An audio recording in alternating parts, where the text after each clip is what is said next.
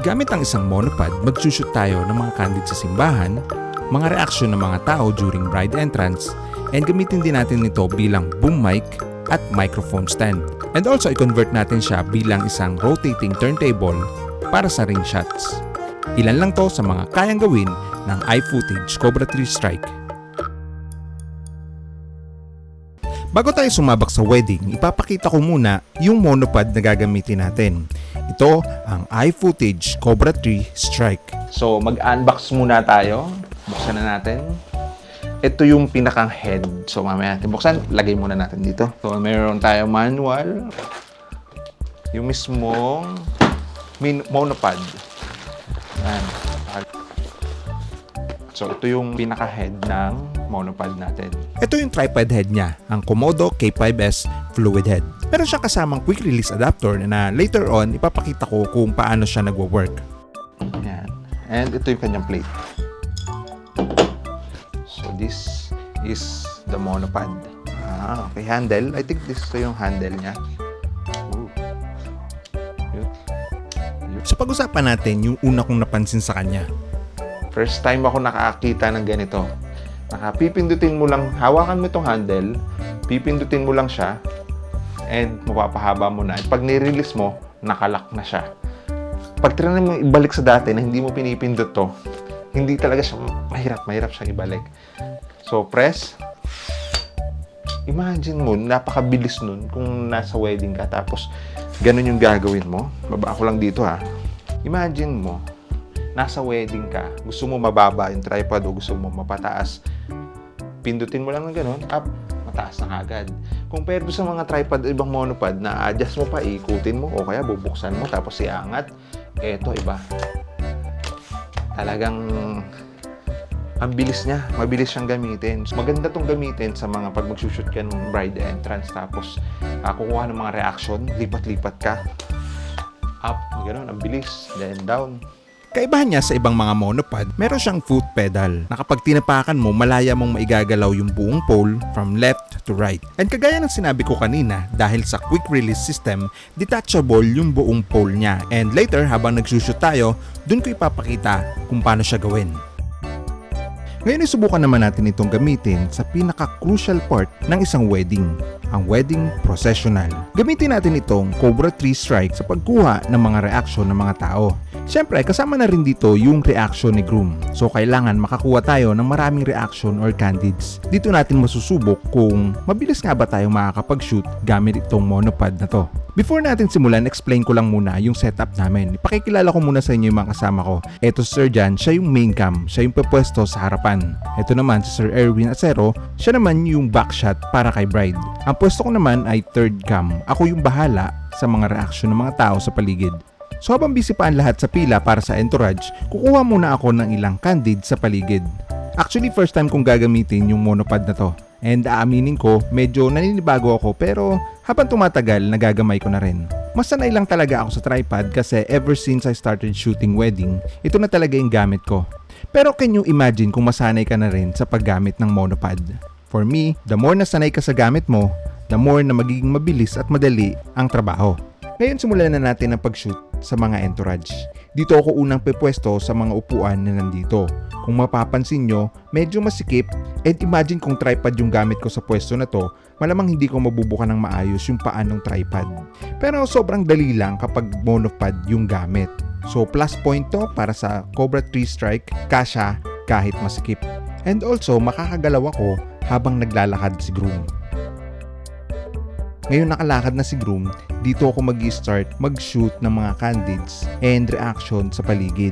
Usually kapag ginagawa ko to, mababa lang palagi yung camera ko para hindi ako masyadong mapansin ng mga tao na kinukunan ko sila. And also hindi rin ako nakaharang sa mga kasama kong photographer or videographers. Ngayon napansin ko dito sa Cobra 3 Strike na to, eto na yung pinakamababa kapag nakakabit yung pole niya. Pero kaya pa yan mas mapababa pa. At ipapakita ko sa inyo yan maya-maya lang. Sa ngayon, kuha muna ako na iba't iba pang mga reaction. So para mabilis na, ipapakita ko ngayon nito yung mga shots na nakunan ko.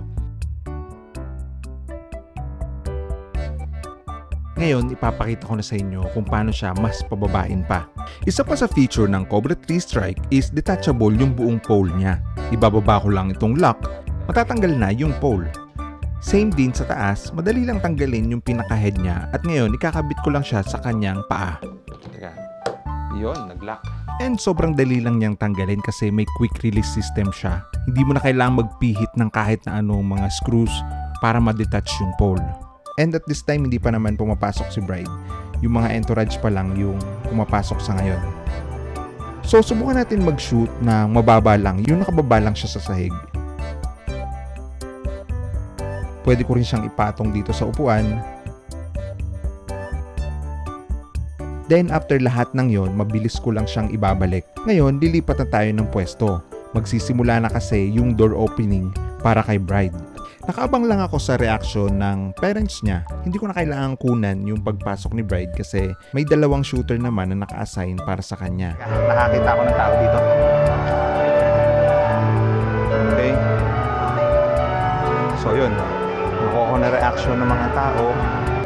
Ayan si ate. Say hi. Si ate. Makakatuwa naman si ate. Okay. Yun, nag-open na yung door. So pakita ko na lang muna kung ano yung mga nakunan ko bago tayo lumipat kay groom. So ito yung mommy ni bride. So ito naman yung daddy ni bride. Then after ko makunan itong mga to, pupunta na ako sa unahan para makakuha ng reaction para kay groom. For me, money shots kung tawagin pag nakunan kong umiiyak si groom. Eh hindi pa ako satisfied kaya iniba ko pa yung angle ko at lilipat ako dito sa harapan niya. Then yung shots ko is mababa pa rin para syempre hindi ko mablock yung view nila. Sa pwestong ito naman, mas mataas ang camera ko. Gamit ang one-hand height adjustment system, madali ko lang siyang may tataas. Okay lang na mataas na yung pwesto ng camera ko dito kasi wala naman ako nahaharangan mula sa likod. And another point to para sa Cobra 3 Strike, madali lang siyang mapataas dahil sa one-hand adjustment system, sobrang effortless, walang kahirap-hirap. Habang ginagamit ko itong Cobra 3 Strike na to, marami pa akong naisip na pwedeng paggamitan sa kanya. At isa-isahin natin yan. First, pwede natin siyang gawing microphone stand. Subukan natin. Kinabitan ko lang siya ng isang selfie stick para ma-extend yung haba niya at maitapat sa speaker ng simbahan. Medyo hindi kasi ganun siya kataas kaya kinabitan ko siya ng extension. Also, pwede rin natin siyang gamitin para maging boom mic kagaya nito. And isa pa, pwede rin siyang gamitin para maging rotating turntable para sa pag-shoot ng ring. Ganito. So, lagyan lang natin ng blue tack sa gitna para dumikit yung plato. Gawa akong magitna siya. Yun. Okay.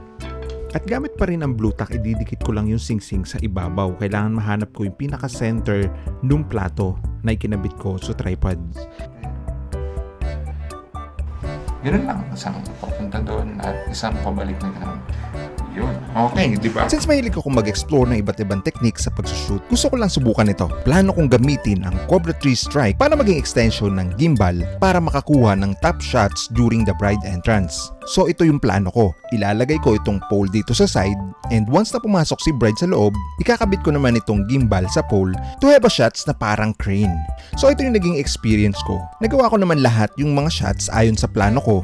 Nakakawa naman ako ng top shots para maging kakaiba compare sa mga usual kong ginagawa. Pero unfortunately for me, hindi ako masyadong satisfied sa mga shots ko. Although okay naman siya pero napansin ko kasi na parang dapat pala meron akong external monitor para kita ko yung itsura ng shots ko. And since mataas kasi yung camera ko, hindi ko masyado nakikita ng maayos. But anyway, that was a good experience. Siguro kung uulitin ko at maglalagay na ako ng external monitor, I think I can do much better than this. And sure ako, maganda magiging result nito. Pero pwede natin yan subukan sa mga susunod na vlog. Pero sa lahat ng mga features na nabanggit ko at mga pakinabang niya sa wedding shoot namin, for me, malaki rin yung pakinabang niya para sa mga photographers. So if photographer ka, I think para sa'yo to. Mas mapapadali mo yung trabaho mo kung gagamitin mo to sa mga group shots, group photos like sa mga reception or sa church. Para kapag ini-edit mo na yung mga photos mo, lahat pantay-pantay, naka-level na, tsaka walang mga tabinging shots. Mas madali ang trabaho, di ba? For me, this is a must-have para sa mga videographers and photographers. Compare sa mga ibang monopod, ang Cobra 3 Strike ay sobrang unique at sobrang stable niya dahil na rin sa mga paa niya na medyo malapad. At At saka yung build quality niya talagang matibay and sobrang bilis lang niyang setup. So kung gusto nyo rin ng ganitong monopod, mag-iiwan ako ng link sa baba para mabisit nyo rin yung website nila. So ayun lang, maraming salamat sa panonood. Happy shooting!